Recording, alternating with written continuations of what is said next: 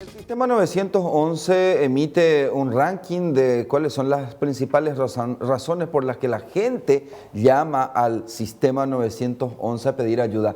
Eduardo Jiménez estuvo recopilando esos datos. ¿De qué trata exactamente? 1 millón de llamadas en el último mes, Eduardo.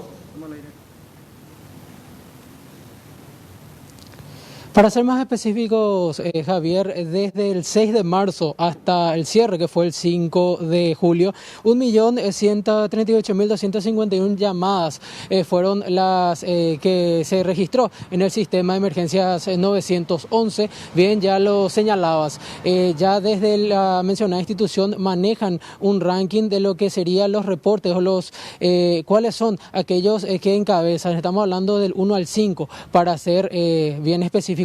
Y entre otras cosas señalaban que sin duda alguna los reportes por COVID-19, entiéndase por síntomas como también así por denuncias por violación de la cuarentena, es quien encabeza esta lista ya que fue emitida el último domingo. Pero para más detalles, escuchemos lo que manifestaba al respecto la directora del sistema, la doctora Liliana Díaz.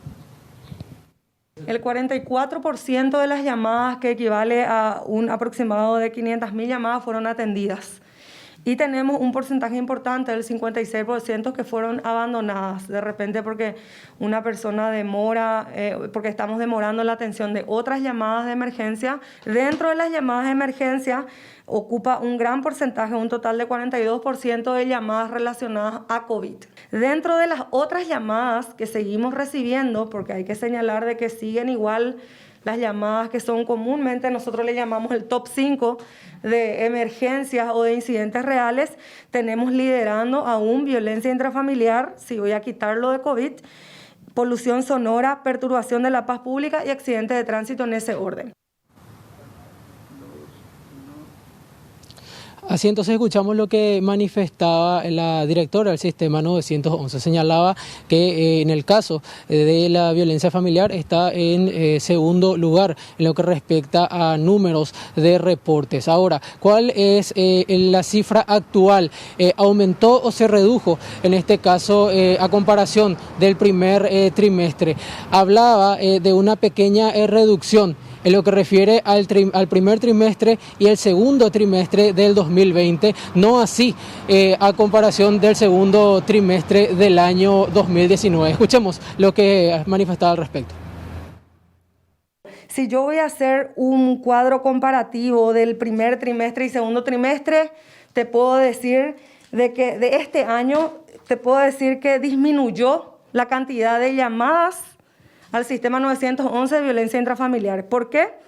Porque yo en mi primer trimestre tuve 16.815 llamadas sobre violencia intrafamiliar en el trimestre 1 de este año, es decir, enero, febrero, marzo.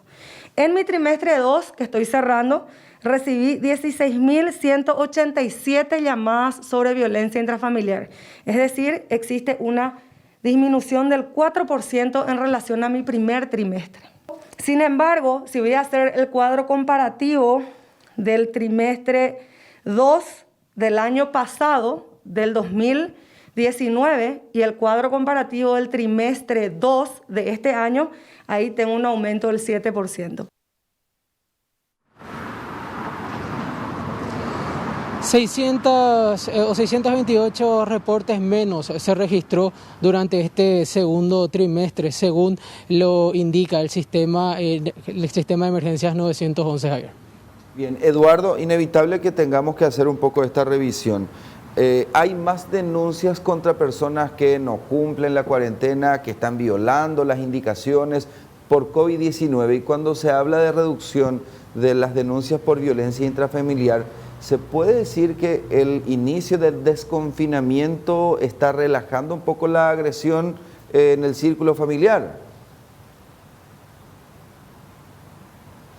Sí, Pues viéndolo así en un aspecto general, sí, porque tenemos que tener en cuenta también, en este caso, Javier, en el primer trimestre, recién la cuarentena ingresaba, o mejor dicho, el periodo de la pandemia ingresaba a partir del mes de marzo y teníamos 2 meses restantes que no le podíamos asociar directamente a este confinamiento. Sí, se tuvo el margen o el número durante estos de marzo en adelante, pero ya mencionando este dato que bien lo referías, ya saliendo el confinamiento, también se van registrando la reducción de los reportes por violencia intrafamiliar. Bien, gracias Eduardo. Ahí estaban los detalles de llamadas al sistema 911.